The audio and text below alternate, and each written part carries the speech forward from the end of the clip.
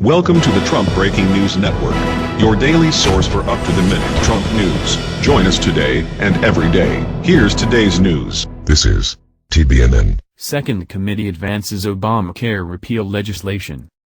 By Jesse Hellman. The House Energy and Commerce Committee advanced GOP legislation to repeal and replace Obamacare, titled the American Health Care Act, on a party-line vote Thursday afternoon, after 27 hours of continuous debate. The committee markup lasted from Wednesday morning to Thursday afternoon before it was finally approved by a vote of 31-23. Democrats dragged out the hearing by proposing a slew of amendments, all of which were rejected by Republicans. The measure now goes to the House Budget Committee, with plans for a vote in the full House within several weeks. The House Ways and Means Committee passed its piece of the legislation early Thursday morning. Today, the House took a decisive step forward in fulfilling a promise to the American people that has been years in the making, repealing and replacing Obamacare with affordable, patient-centered reforms. After conducting an open and transparent markup, we are proud to put forth a plan that represents a better way for patients and families, said Energy and Commerce Chairman Greg Walden, R.O. Democrats put up a fight for more than 24 hours, arguing that the GOP plan would result in the loss of health insurance coverage for millions. They took issue with Republicans marking up the plan without a score from the Congressional Budget Office, CBO, which will indicate how much the plan will cost and how many people could lose coverage under it. I would think that people would want to know if their constituents would lose their insurance before they vote for this bill today, said Rep. Diana DeGette, Democrat Colorado.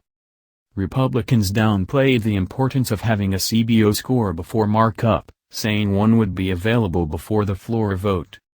Representative Steve Scalise, RLA, also argued that the CBO score on Obamacare was off on its estimates, setting up an argument likely to be continued by Republicans if the numbers don't come back positive.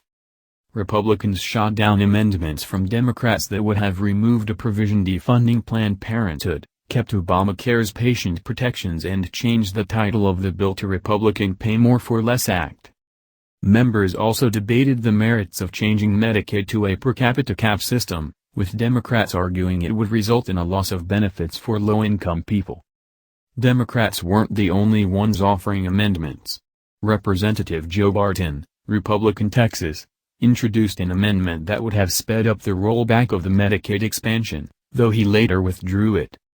It would have frozen the expansion by the end of the year, rather than the bill's current 2020 deadline, and continued the federal match to states until 2023. Barton said the amendment, if adopted, would go a long way toward gaining the support of conservatives who oppose the GOP plan. He declined to tell reporters if he would offer the amendment once the plan made it to the House floor.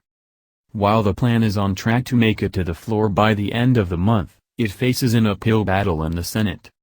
Several Republicans have come out against the bill, including some senators from expansion states who oppose the Medicaid rollback. Senator Tom Cotton, Republican Arkansas, said the bill is worse than Obamacare. Insurance rates could go up and Americans could have even less control, he told ABC News Thursday. Asked about the criticism from Cotton that the House is moving too fast, Scalise said at a press conference after the markup that Americans can't wait. American families have waited long enough for relief from Obamacare, he said. We have run for years on the promise that if we had this opportunity, we would actually move forward to repeal and replace Obamacare. Walden said he thought the markup was the longest the committee has ever had without a break. I haven't found anybody who can find a longer continuous markup in the Energy and Commerce Committee, he said. I'll leave it up to the historians to do the record check. It sure felt like the longest one I've ever been to. That's the news. Join us here every day. Be sure to subscribe and click the bell. See you next time.